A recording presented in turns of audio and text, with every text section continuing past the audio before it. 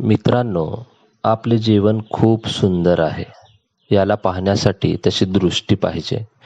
ज्याप्रमाणे आपली दृष्टी असेल त्याप्रमाणे आपल्याला सृष्टी दिसेल. तुम्ही आनंदी असाल तर तुम्हाला संपूर्ण जग आनंदी दिसेल. तुम्ही दुःखी असाल तर संपूर्ण जग तुम्हाला दुःखी दिसेल. हा सगळा आपल्या मनाचा कल आहे. आपल्या मनावर सगळे जग अवलंबून आहे. आणि आपल्या जीवनात आपल्याला जर आनंदी, सुखी, समाधानी राहायचं असेल तर त्यासाठी सकारात्मक विचार देखील खूप महत्त्वाचे आहेत. या जीवनात विनाकष्ट आपल्याला काहीही मिळत नाही. आपल्याला कष्ट करावे लागतात, प्रयत्न करावे लागतात. सतत प्रयत्न केलं तरच यश आपल्याला मिळत असते. हे यश आपल्या सकारात्मक विचारांवर अवलंबून आहे. आपण जीवन जगत असताना आपल्या संपर्कात अनेक लोक येतात. हे लोक आपल्याला विविध गोष्टींचे मार्गदर्शन करतात, सल्ला देतात. परंतु हा सल्ला आपल्याला योग्य आहे का? आपल्या हिताचा आहे का? हे सर्व ठरवणे आपल्यावर अवलंबून आहे. लोक काहीही बोलोत, पण त्यातले काय घ्यायचे अथवा काय घ्यायचे नाही हे आपल्या मनावर अवलंबून आहे. आपण एखादी गोष्ट चांगली केली तरी लोक त्या गोष्टीला नावे ठेवतात आणि आपल्या हातून काही चुकून घडून गेलं असेल तरी देखील लोक नावे ठेवतात. आपल्याला काय करावे हे समजत नसते. त्यासाठी मन स्थिर ठेवा, शांत ठेवा आणि योग्य विचार करून निर्णय घेत चला. अशीच एक गोष्ट आहे. आपल्या घरामध्ये आपण अनेक किडे वगैरे बघतो. असाच एक जाळी विणणारा किडा असतो. तो एका घरामध्ये राहत असतो. तो त्या ज्या घरामध्ये राहत असतो त्या ठिकाणी तो एक ठरवतो की आता आपण या ठिकाणी एक जाळी बांधून त्यामध्ये आराम करूयात. म्हणून तो काय करतो, घरातील पहिल्यांदा सर्व घराची पाहणी करतो आणि एक जागा निवडतो. त्याला जागा आवडते ती दरवाजाच्या जवळची जागा, कोपऱ्यातली जागा आवडते आणि तो आपला जाळी विणायला सुरुवात करतो. जाळी विणत असतो. 2-3 जाळी विणण्यासाठी कार्य करत असतानाच त्या जाळीचे 2-3 पदर झालेले असतात आणि तेवढ्यात त्या ठिकाणी एक कुत्रा येतो आणि तो कुत्रा येऊन त्या किड्याशी बोलतो. त्या किड्याला म्हणतो, "अरे बाप रे, तुझं हे चुकलं" म्हणतो. "तुझं जागा निवडायची चुकलेली आहे. तू अयोग्य ठिकाणी जाळी विणायला सुरुवात केलेली आहे. अरे या ठिकाणी तर तो घराचा मालक जो आहे तो सारखा येतो आणि तो सारखा दरवाजा उघडतो. त्यामुळे घरामध्ये आत वारे घुसते आणि वाऱ्याने तुझी ही तयार केलेली जे घर आहे, जाळीचे घर, ते उडून जाईल, ते राहणारच नाही. तू इथे जाळी करू नकोस, याचा काही उपयोग होणार नाही. बघ, मी तुला चांगले सांगा लागलो, या ठिकाणी जर तू जाळी तयार केलास तर ती लगेच संपून नष्ट होऊन जाईल" असे तो त्या किड्याला म्हणतो. कुत्र्याचे बोलणे ऐकून किड्याच्या मनामध्ये द्विधा मनावस्था तयार होते आणि त्याला काय करावे हे कळत नाही. त्याला वाटते की कुत्र्याने आपल्याला दिलेला उपदेश योग्यच आहे. म्हणून तो काय करतो, त्या ठिकाणी जाळी विणायचे काम सोडतो आणि दुसरी जागा शोधण्यासाठी प्रयत्न करतो. त्या किड्याला नंतर बाथरूममध्ये असणारा एक कोपरा आवडतो आणि त्या ठिकाणी तो जाळी विणायला सुरुवात करतो. तो त्या ठिकाणी जाळी विणायला सुरुवात करत असतानाच त्या ठिकाणी उंदीर येतो. उंदीर म्हणतो, "अरे तू या ठिकाणी कशाला करतोस जाळी? या ठिकाणी तर मालक सारखा येत असतो. त्याला वारंवार बाथरूम लागते आणि तो बाथरूममध्ये येतो आणि पाहिलं तर त्याने तो लगेच जाळी नष्ट करेल.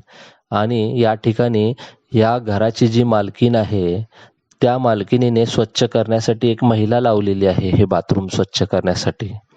ती आली की फिनेल टाकते, काही ॲसिड टाकते, काहीही करते आणि हे बाथरूम स्वच्छ करण्याचा प्रयत्न करते. तिच्या देखील निदर्शनास आले तर ती पटमन तुझी जाळी काढून टाकील, तुझे घर नष्ट करील. तू या ठिकाणी तुझे घर बांधून, तुझी जाळी विणून काही उपयोग होणार नाही. ते क्षणार्धातच संपून जाईल, नष्ट होईल. तू या ठिकाणी जाळी विणण्यापेक्षा दुसऱ्या कोणत्या तरी ठिकाणी जाळी विणण्याचा प्रयत्न कर, म्हणजे तुला उपयोग होईल" असे उंदीर त्या किड्याला सांगतो. तो किडा पुन्हा संभ्रमावस्थेत पडतो. त्याला वाटतं की उंदीरने देखील सांगितलेले बरोबरच आहे आणि तो पुन्हा जागा शोधण्यासाठी प्रयत्न करतो. त्याला घरामध्ये फिरून फिरून त्याला लक्षात येते की घराच्या वर एक धूर जाण्यासाठी काढलेला खांब आहे.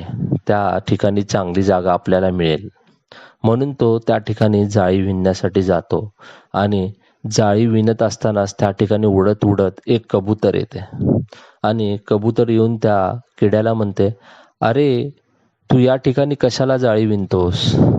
या ठिकाणी त्या सोसाट्याचा वारा सुटलेला असतो.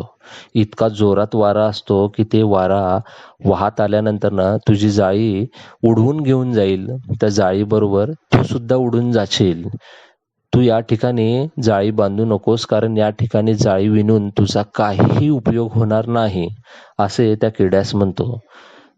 कबुतराचे देखील ऐकून किड्याला प्रश्न पडतो की आता काय करावे. आणि या सगळ्यांच्या बोलण्याकडे तो लक्ष देत देत स्वतःचे प्रयत्न विसरतो आणि जाळीच विणत नाही आणि आपले काम सोडून देतो आणि त्याची प्रयत्न अपुरे पडतात. मित्रांनो, आपल्या जीवनामध्ये देखील असेच आहे. आपण एखादे काम करत असताना आपल्याला फुकटचे सल्ले देणारे अनेक लोक भेटतात. आपल्याला नको असणाऱ्या देखील गोष्टी ते सांगत असतात. आपण जे कार्य करत आहे त्यामध्ये विघ्न आणत असतात. या लोकांपासून आपण दूर राहणे चांगले आहे. या अशा व्यक्ती आपल्या कामामध्ये अडथळा निर्माण करतात. आपण जे कार्य करत आहोत या कार्याबद्दल त्यांच्या मनामध्ये काय चाललेले असते हे आपणाला कळत नाही, परंतु ते आपणास फुकटचे सल्ले देऊन जातात आणि आपल्या मनाची स्थिती ढासळवतात. त्या किड्याप्रमाणेच आपण काम करत असतो आणि आपल्याला दिलेल्या सल्ल्यामुळे आपण आपले काम अर्धवट सोडून टाकतो. त्यामुळे आपण आपल्या जीवनात काम करत असताना कुणाचे किती ऐकावे, कुणाचा सल्ला मानावा, कुणाचा सल्ला मानू नये आणि काम कशा प्रकारे करावे हे सर्व आपल्या मनावर, आपल्या विचारांवर अवलंबून आहे. कोणी काहीही बोलू द्या, जे चांगले आहे ते घेण्याचा प्रयत्न करा. आणि सर्वात महत्त्वाचे म्हणजे यश काही सहजासहजी मिळत नाही. त्यासाठी कठोर परिश्रमाची आवश्यकता असते. कोणत्याही कामात सातत्य असेल तरच यश मिळते आणि हे आवश्यक आहे ते केवळ आपल्याला सकारात्मक विचाराने. आपण जर सकारात्मक विचार जर बाळगले तर आपल्या कामामध्ये सातत्य राहील आणि यश आपल्याला सहज मिळून जाईल. त्यामुळे आपण आपल्या जीवनात कोणतेही सल्ले दिले तरी ते किती ऐकावेत हे आपल्या मनावर ठरवावे आणि काम करत राहावे. जीवनात सकारात्मक विचार ठेवा. निश्चित यश तुमच्याजवळ आल्याशिवाय राहणार नाही. मित्रांनो, आपले जीवन खूप सुंदर आहे.